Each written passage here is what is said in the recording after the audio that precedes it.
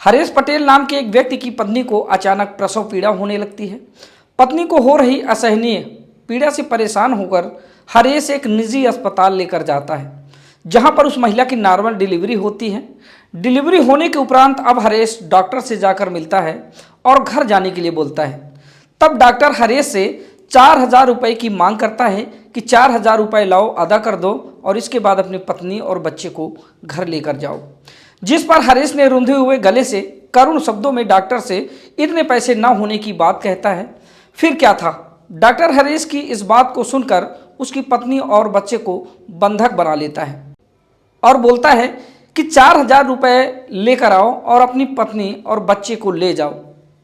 अब बेबस परेशान होकर हरेश घर जाता है और पैसे की बंदोबस्त में लग जाता है। काफ़ी मांगने और ढूंढने के बाद जब पैसे की व्यवस्था नहीं होती है, तब आखिरी फैसले में वह अपने 3 वर्षीय बच्चे को 20,000 रुपये में बेच देता है और अस्पताल से अपनी पत्नी और बच्चे को घर लाता है। अब धीरे धीरे यह बात पूरे गांव में फैल जाती है और सोशल मीडिया पर वायरल होने लगती है। वायरल हो रही खबर जब जिले के जिलाधिकारी पुलिस प्रशासन तक पहुंचती है, तब कार्रवाई में जो खुलासा होता है वो बेहद चौंका देने वाला होता है। दरअसल इस पूरे घटनाक्रम में डॉक्टर सहित एक पुलिसकर्मी, गांव के दलाल और खरीदार का जब पूरा किरदार सामने आता है, तब जिसने भी सुना वह हैरान रह गया। तो आइए इस पूरे घटनाक्रम को विस्तार से समझने का प्रयास करते हैं। तो नमस्कार दोस्तों, मैं हूं आर.के. निषाद। स्वागत है आप सबका दर्शक न्यूज 24 में। दोस्तों, उत्तर प्रदेश का एक जिला है कुशीनगर। कुशीनगर जिले के बरवापट्टी थाना क्षेत्र के दसाहवा भिड़िहारी गांव का एक व्यक्ति होता है हरेश पटेल। हरेश पटेल निहायत गरीब मजदूर व्यक्ति होता है, जो मेहनत मजदूरी कर पत्नी और अपने 5 बच्चों का भरण पोषण करता है। हरेश पटेल की पत्नी लक्ष्मीना देवी को एक दिन अचानक प्रसव पीड़ा होने लगती है। हरेश उसे लेकर गांव के एक निजी अस्पताल जाता है, जहां नॉर्मल प्रसव हुआ। साधारण प्रसव होने के उपरांत शाम को जब हरेश पटेल घर जाने के लिए डॉक्टर से बोलता है, तब अस्पताल संचालक ने 4,000 रुपये की मांग की, जिस पर हरेश रुंधे हुए गले से करुण शब्दों में डॉक्टर से इतने पैसे न होने की बात कहता है डॉक्टर साहब, अभी मेरे पास इतने पैसे नहीं हैं, जो भी है वो ले लीजिए, इसके बाद मैं धीरे धीरे करके आपका पूरा पैसा चुका दूंगा। फिर क्या था, डॉक्टर हरेश की इस बात को सुनकर उसकी पत्नी और बच्चे को वहीं बंधक बना लेता है और कहता है कि चाहे जैसे भी करो, पूरे पैसे लेकर आओ और अपनी पत्नी और बच्चे को ले जाओ। अब बेबस परेशान होकर हरेश घर जाता है और पैसे की बंदोबस्त में लग जाता है। काफ़ी जगह मांगने और ढूंढने के बाद जब हरेश पटेल को पैसे की व्यवस्था नहीं होती है, तब इसी बीच आर्थिक तंगी से परेशान हरेश से एक महिला मिलती है और उसके 5वें नंबर के बेटे को बेचने की बात कहती है। बताया कि बदले में 20,000 रुपये मिलेंगे। अब इस महिला की पूरी बात को सोचते हुए हरेश पटेल घर चला जाता है। पूरी रात परेशान हरेश ने सुबह अपने 3 साल के बेटे को 20,000 रुपये में बेच देता है। अस्पताल में 4,000 रुपये चुकाकर वह अपनी पत्नी और नवजात बच्चे को घर लाता है। जैसे ही हरेश पत्नी और बच्चे को लेकर घर पहुंचता है, तो सारे बच्चे खुशी के मारे भागते हुए आते हैं और माँ के इर्द गिर्द खड़े हो जाते हैं। माँ सबको दुलारने लगती है। कुछ देर बाद माँ की नज़र जब सभी बच्चों पर जाती है, तो उसने देखा कि घर पर सारे बच्चे तो मौजूद हैं, मगर मेरा छोटा बच्चा दिखाई नहीं दे रहा है। माँ काफ़ी परेशान हो जाती है। तब माँ बच्चों से पूछती है कि आखिरकार तुम लोग बताओ कि तुम्हारा छोटा भाई कहाँ गया। बच्चे माँ से कहते हैं कि माँ, हमें कुछ भी नहीं पता कि वह कहाँ है। तो लक्ष्मीना और भी ज़्यादा परेशान होने लगती है। इसके बाद पत्नी लक्ष्मीना ने हरेश से पूछा, तो कुछ देर तक शांत रहने के बाद हरेश अपनी बेबसी की पीड़ा पत्नी को सिलसिलेवार बता देता है। अब बेबसी, लाचारी और गरीबी के बीच हुए जिगर के टुकड़े की सौदेबाजी को सोच माँ जोर जोर से चीखने और चिल्लाने लगती है।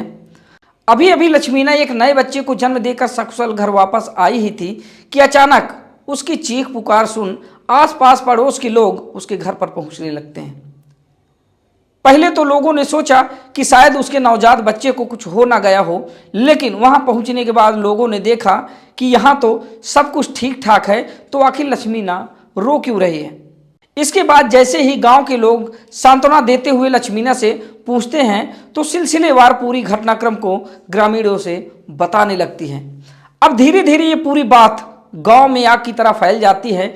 इसी बीच किसी ने हरेश पटेल का वीडियो बनाकर सोशल मीडिया पर वायरल कर देता है, जिसमें हरेश पूरी आप बीती बताता है। अब हरेश पटेल का यह वीडियो सोशल मीडिया पर जमकर तैरने लगता है। जब बच्चा बेचने की जानकारी कांग्रेस के पूर्व प्रदेश अध्यक्ष अजय कुमार लल्लू को हुई तो मौके पर पहुंच गए। वहीं लल्लू ने सीएमओ सुरेश पटारिया की जमकर क्लास लगाया। इसके बाद सीएमओ मौके से भाग निकले। कांग्रेस के पूर्व अध्यक्ष अजय कुमार लल्लू ने सरकार पर विफलता का आरोप लगाया और कहा कि जिले में आए दिन निजी अस्पतालों में मौत का आंकड़ा बढ़ता जा रहा है और जिला प्रशासन के कान के नीचे जूं तक नहीं रेंग रही है, क्योंकि इनके ऊपर सरकार मेहरबान है। जब राजनीतिक रस्साकशी से होते हुए ये वीडियो जिले के बड़े से बड़े आला अधिकारियों तक पहुंचता है, तब प्रशासन इस पूरे प्रकरण को गंभीरता से लेते हुए छानबीन शुरू कर देता है। दरअसल हरेश पटेल की इस बेबसी लाचारी के बीच मध्यस्थता करने वाली महिला, खरीदार सहित एक पुलिस सिपाही भी सम्मिलित है। खरीद फरोख्त की बात साबित न होने पाए, इसके लिए सौदेबाजों ने स्टाम्प पेपर पर हरेश पटेल से अंगूठा लगवाकर गोदनामा लिखवा लिया। साथ ही हिदायत दी कि अगर कोई पूछे तो यही कहना कि बच्चे को गोद लिया गया है। गांव में बच्चा बेचने की बात फैली तो एक सिपाही हरेश पटेल के घर पर पहुंचता है। हरेश पटेल ने गांव वालों से बताया कि सिपाही ने बच्चा बेचने के मामले में कार्रवाई की, धौंस देकर 5,000 रुपए ले लिए। सिपाही की इस करतूत की चर्चा भी गांव में हो रही थी कि मामला संज्ञान में आने के बाद पुलिस अधीक्षक ने सिपाही को लाइन हाजिर कर दिया। बच्चा खरीदने वाले और बिचौलिए का काम करने वाले 5 लोगों को अब तक गिरफ्तार कर लिया गया है। बच्चा बेचने की सूचना पर डीएम उमेश मिश्र और पुलिस अधीक्षक संतोष कुमार मिश्र मौके पर पहुंच गए। डीएम उमेश मिश्र ने बताया कि फर्जी गोदनामे के आधार पर बच्चे को दिया गया था, जिसकी जांच के बाद बच्चे को बरामद कर लिया गया है। वहीं एसपी संतोष मिश्र ने बताया कि इस पूरे मामले में सीओ तमकुही राज को प्रकरण की जांच कर आवश्यक कार्यवाही करने के निर्देश दिए गए हैं। रुपए के अभाव में प्रसूता को बंधक बनाने वाले अस्पताल संचालक को गिरफ्तार कर लिया गया है। बच्चा खरीदने वाले भोला यादव और बिचौलियों का काम करने वाले 5 लोगों को गिरफ्तार किया गया है। इस प्रकरण की जांच हो रही है। जो भी इसमें दोषी होगा उस पर सख्त कार्रवाई की जाएगी। जल्द इस प्रकरण में शामिल सभी दोषियों के खिलाफ कार्रवाई अमल में लाई जाएगी। दोस्तों, इस खबर को आप तक पहुंचाने का मकसद किसी को हताहत करना, किसी को ठेस पहुंचाना या फिर परेशान करना नहीं है, बल्कि आपको जागरूक करना है कि समाज में कैसे कैसे लोग रहते हैं जिनसे आपको सावधान और सतर्क रहने की ज़रूरत है। इस पूरे घटनाक्रम को सुनने के बाद आपकी क्या राय है, कमेंट करके ज़रूर बताएं। वीडियो में अगर नए हैं तो चैनल को सब्सक्राइब कर बेल आइकन ज़रूर प्रेस कर लें, ताकि प्रत्येक वीडियो का नोटिफिकेशन आप तक पहुंचता रहे। तो मिलते हैं इसी तरह की किसी दूसरी कहानी के साथ, तब तक के लिए नमस्कार।